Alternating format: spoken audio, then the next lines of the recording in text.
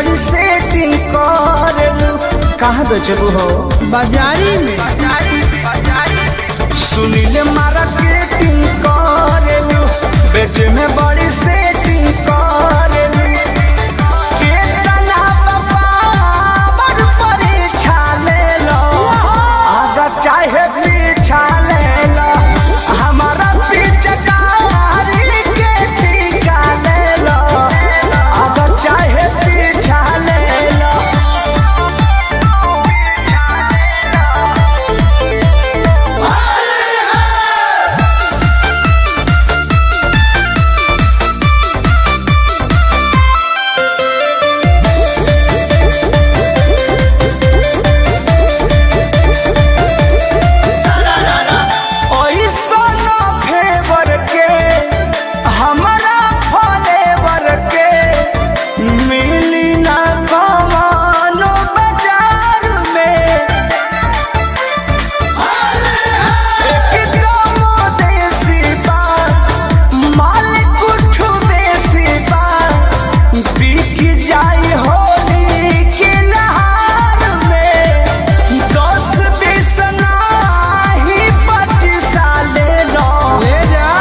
चाहे पीछा ले लो, हमारा पीछे कारी के ठीका ले लो, अगर चाहे पीछा ले लो।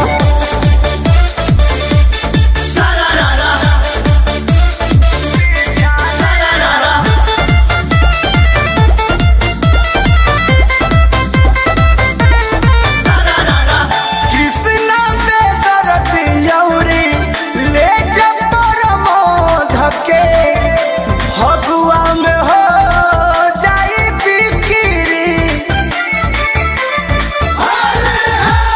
भय के चाहबा रजनीश के निगाहबा, मुकेश के धाइले बफिकिरी, अरे या शोक से भतीजा ले लो, अगर चाहे पीछा ले लो, हमारा पीछे कारी के ठीका ले लो, अगर चाहे पीछा ले लो, ले जा बेच दी। हाँ